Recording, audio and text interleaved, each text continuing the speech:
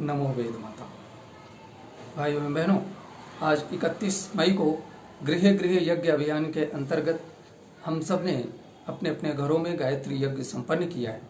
और इतना ही नहीं, अपने जानने वाले लोगों, अपने आस पड़ोस के लोगों को और अपने मित्रों को, अपने नाते रिश्तेदारों को और जितनों को कहा जा सकता है उनको समझाने की कोशिश की।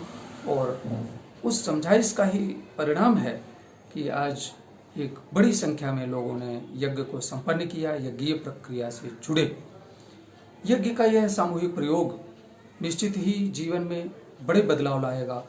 देश और समाज की परिस्थितियों में भी यह एक सकारात्मक बदलाव लाने का काम करेगा, सकारात्मक ऊर्जा का संचार करेगा, निर्माणात्मक ऊर्जा देश में प्रवाहित होगी और सभी लोग उससे लाभान्वित होंगे।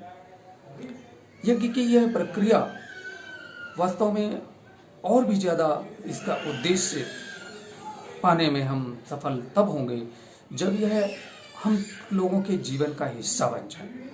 केवल एक दिन कोई अभियान चला करके यज्ञ कर लेने में उतनी बड़ी सफलता नहीं है। ठीक है, उसके भी अपने परिणाम हैं, उसके भी अपने लाभ हैं, लेकिन इसके दूरगामी लाभ, स्थायी लाभ जीवन में तभी प्राप्त किए जा सकते हैं जबकि इसकी निरंतरता हमारे जीवन में बन जाए, यह एक अक्षुण्यता हमारे जीवन में आ जाए, सततता हमारे जीवन में आ जाए, कंटिन्यूसली यह हमारे जीवनचर्या से जुड़ जाए। जैसे कि नहाना, खाना, नाश्ता करना, सोना, मनोरंजन करना और आदि इस तरह के अनेक काम हैं जो हमारे जीवन के अभिन्न अंग होते हैं और हमारे व्यक्तित्व के विकास के लिए, हमारे सामाजिक और पारिवारिक जीवन के लिए अनिवार्य माने जाते हैं। इसी तरह यज्ञ एक सैनिटाइजर की तरह है।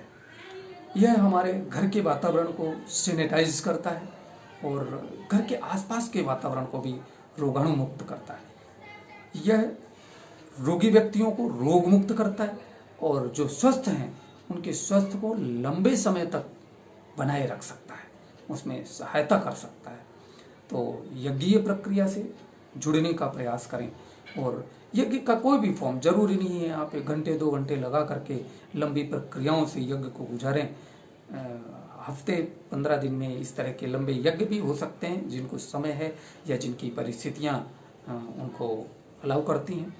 लेकिन जो व्यस्त भी रहते हैं वो भी कम से कम 10-15 मिनट का समय निकाल करके और यज्ञ के किसी भी फॉर्म, जैसे चाहे कुंडी यज्ञ के रूप में हो, नैनो यज्ञ के रूप में हो, या आप दीप यज्ञ के रूप में हो, बलिवैश्य यज्ञ के रूप में हो, किसी न किसी यज्ञ की फॉर्म को हम उसको अपनाएं और यज्ञ प्रक्रिया से जुड़ें, तभी उसके लाभों को स्थायी तौर पे पा सकते हैं। और यज्ञ की प्रक्रिया को एक पर्यावरण शोधक तंत्र के रूप में, एक चिकित्सा तंत्र के रूप में, एक स्वास्थ्य टॉनिक के रूप में, एक सैनिटाइजर के रूप में हम उसको अपनाएं और एक ऋषि अनुशासन के रूप में, ऋषियों के पूर्वजों की विरासत के रूप में हम उसको अपनाएं।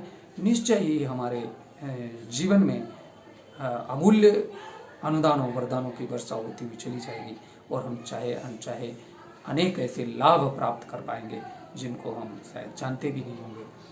ओम शांति शांति।